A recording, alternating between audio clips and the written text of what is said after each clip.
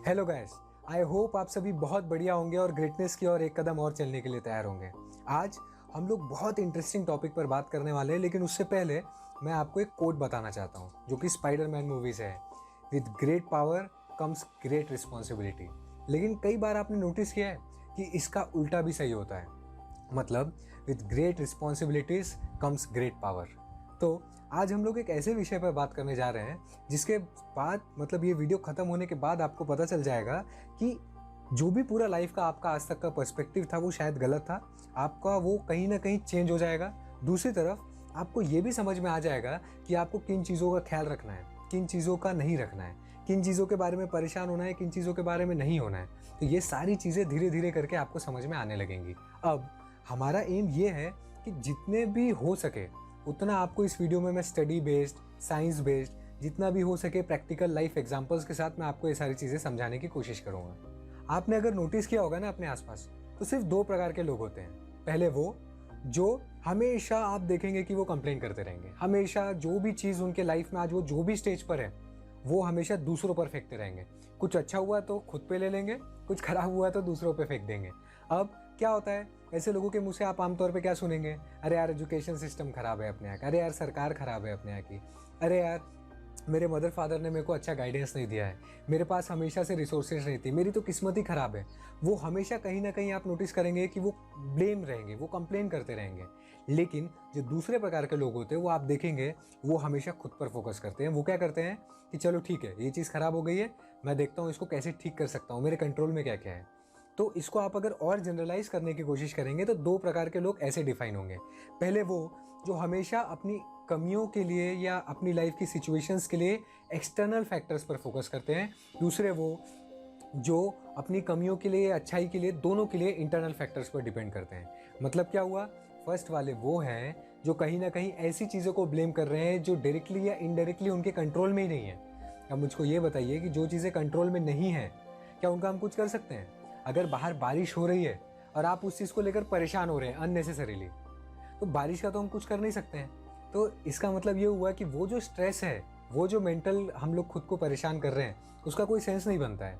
तो और जो दूसरे प्रकार के लोग होते हैं वो उन्हीं चीज़ों पर फोकस करते हैं जिन चीज़ों पर उनका कंट्रोल है। अगर बाहर बारिश हो रही है तो वो अंदर घर में रहकर क्या प्रोडक्टिव काम कर सकते हैं, या कुछ नहीं तो एटलीस्ट वो बारिश होते हुए को कैसे एंजॉय कर सकते हैं, वो होते हैं दूसरे टाइप के लोग। अब आपको मैं थोड़ी देर में प्रैक्टिकल एग्जांपल के साथ समझाऊंगा कि ये दोनों लोगों में कहाँ डिफरेंसेस आ जाता है कि वो अपनी डेस्टिनी को पा नहीं सकते। सबसे पहली चीज़ समझने के लिए क्या है पता है, कि जो भी लोग एक्सटर्नल फैक्टर पर डिपेंड करते हैं ना, उनकी लाइफ काफ़ी हद तक सॉर्टेड होती है। पता है क्यों?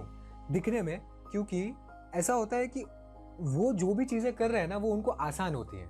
कि भाई कोई चीज़ उनके लाइफ में हुई, सपोज वो किसी पर्टिकुलर एग्जाम में फेल हो गए, उन्होंने कह दिया नहीं यार पेपर टफ आया था।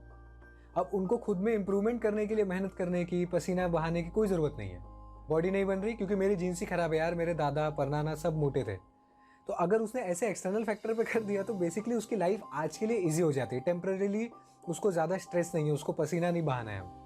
लेकिन जो लोग कंट्रोल लेते हैं ना, उनकी लगातार लाइफ थोड़ी सी टफ होती है, बट अल्टीमेट सेटिस्फैक्शन उनको ज़रूर मिलता है। वो आपको थोड़ी देर में समझ में आ जाएगा।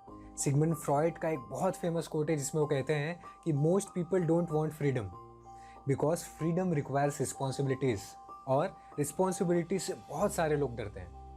तो इसका मतलब क्या हुआ कि बहुत सारे लोग ऐसा दिखाते हैं कि मुझको फ्रीडम चाहिए, बट अंदर से उनको चाहिए ही नहीं, क्योंकि फ्रीडम पाने के लिए कॉस्ट पे करना पड़ता है जिसको कहते हैं रिस्पॉन्सिबिलिटी, और बहुत सारे लोग उससे घबराते हैं, उससे दूर भागते हैं।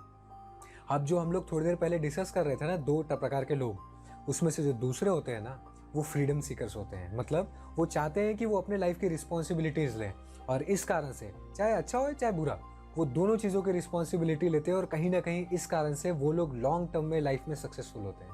आज वो आपको स्ट्रगल करते ज़रूर दिखेंगे, लेकिन लॉन्ग टर्म में वो आपको शिखर पर दिखेंगे। अभी जो हमने दो प्रकार के लोगों को डिस्कस किया ना, कुछ पर्टिकुलर सिचुएशंस में हम पहले होते हैं, किसी में दूसरे होते हैं, किसी में दोनों भी होते हैं। तो ये पूरे वीडियो के दरमियान आपको इस चीज़ का ध्यान रखना है कि आप खुद को या दूसरों को जज करने के बजाय इस चीज़ पर ध्यान दें कि मैं किन सिचुएशंस में पहला वाला हूँ, और उन सिचुएशंस में मैं कैसे दूसरे वाले में कन्वर्ट हो सकता हूँ, ताकि मेरे को मेरे लाइफ का कंट्रोल मिल जाए। प्रोफेसर क्लॉडिया म्यूलर ने कोलंबिया यूनिवर्सिटी में एक बहुत फेमस रिसर्च की थी जिसमें उन्होंने 5th ग्रेडर्स को बुलाया था।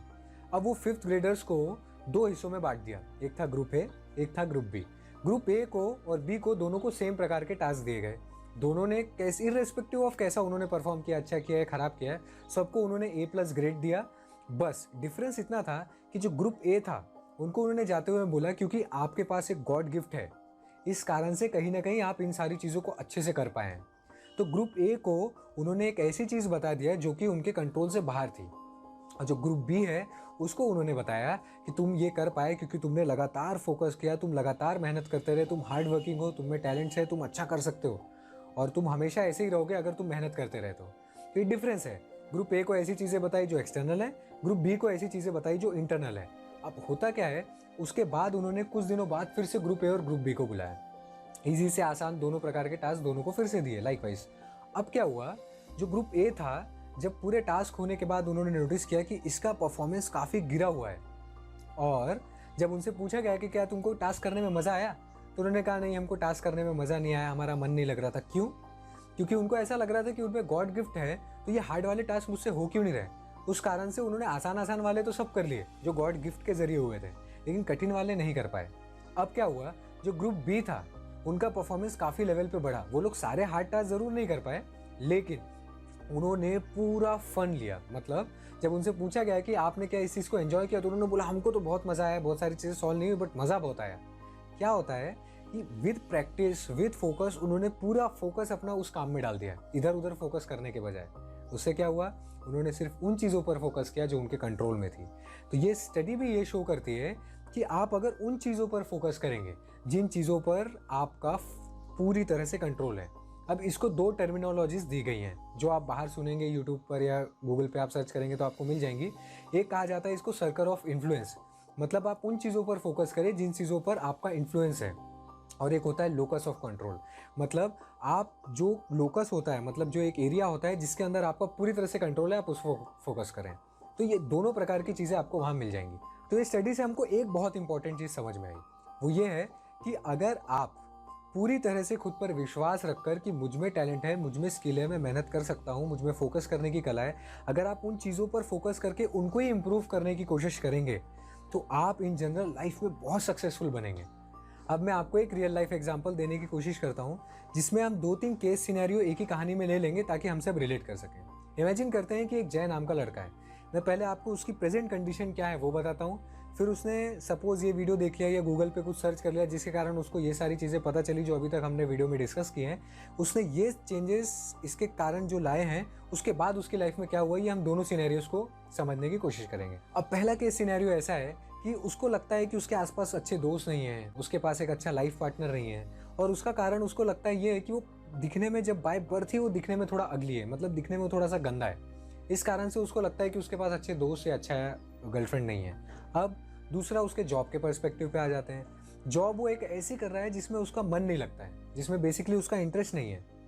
ऐसी परिस्थिति में ये हुआ क्योंकि वो इस चीज़ के लिए एजुकेशन सिस्टम को ब्लेम करने लगा कि अरे यार, मेरे पास अगर अच्छी स्किल्स होती तो शायद आज मैं बहुत अच्छी जगह जॉब कर रहा था। यार स्कूल में तो हमको ये पढ़ाया नहीं, ये सारी चीज़ें आती ही नहीं है, मेरे को तो इसमें इंटरेस्ट था, काश ये पढ़ाते मुझको स्कूल में।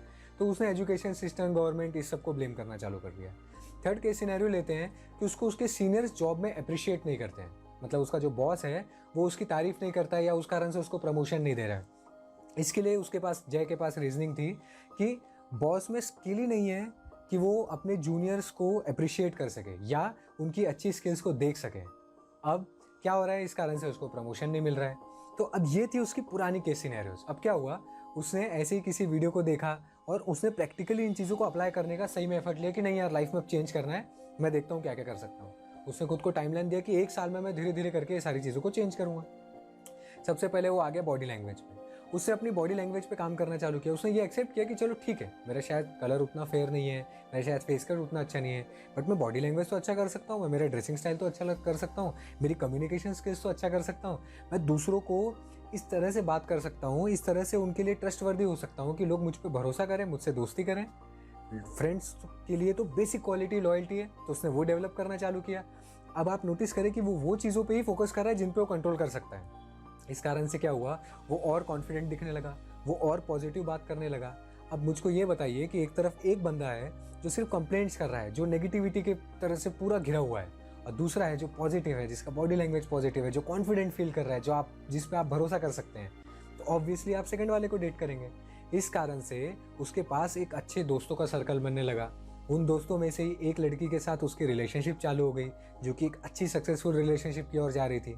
अब उसने जॉब में क्या चेंजेस किए, उसको ये समझ में आया कि इस जॉब में मुझको मज़ा नहीं आ रहा है, मतलब मुझको कुछ और सीखना पड़ेगा। जिस चीज़ के लिए वो एजुकेशन सिस्टम को ब्लेम कर रहा था, उसने ये रियलाइज़ किया कि मेरे आसपास बहुत लोग हैं जो इस जॉब को पॉइंट नंबर 1 एंजॉय कर रहे हैं। पॉइंट नंबर 2 कि बहुत सारे ऐसे भी लोग हैं जो मुझसे बहुत ऊपर बैठे हुए हैं, लेकिन वो भी तो सेम एजुकेशन सिस्टम से आए। तो जैसे उसको ये चीज़ हिट की, उससे सोचा कि ठीक है, अब मैं खुद सीखना चालू करूँगा नई नई चीज़ें। तो उसने नई चीज़ें सीखनी चालू कर दी। 8 घंटे जॉब करता था, उसके बाद 2-4 घंटे उसने एक्स्ट्रा हासिल करना चालू किया। कुछ दिनों बाद उसको एक नया जॉब मिल गया, जहाँ पर क्योंकि वो ऐसा काम कर रहा था जिससे वो प्यार करता था, तो उस काम में वो पूरा एफर्ट डालता था। ऑब्वियसली जब वो पूरा एफर्ट डाल रहा है, वो कॉन्फिडेंट है, पॉजिटिव है, तो उसके बॉस के नोटिस में वो ऑटोमेटिकली आ रहा था, जिस कारण से उसको अप्रिशिएशन और प्रमोशन दोनों चीज़ें मिलने लगी। तो आप देख रहे हैं, जब तक हम लाइफ का कंट्रोल नहीं लेंगे, तब तक सारी चीज़ें हमारे कंट्रोल में नहीं रहेंगी। जय की लाइफ में बहुत सारी चीज़ें थी जो अभी भी चेंज नहीं हुई थी। एजुकेशन सिस्टम आज भी वैसा ही है, वो दिखने में जैसा पैदा हुआ था वैसा आज भी है। बहुत सारी चीज़ें वैसी की वैसी है, उसका बॉस आज भी वही है, वो जॉब आज भी वही चालू है, लेकिन सिर्फ उसने अपनी लाइफ का कंट्रोल लिया। इस कारण से देखिए वो कितनी चीज़ें अपनी लाइफ में कंट्रोल कर पाया, कितनी चीज़ें वो अपनी लाइफ में इंप्रूव कर पाया।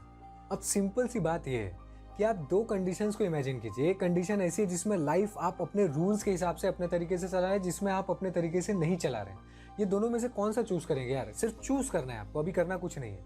ऑब्वियसली फर्स्ट वाला, जिसमें आपका पूरा कंट्रोल है।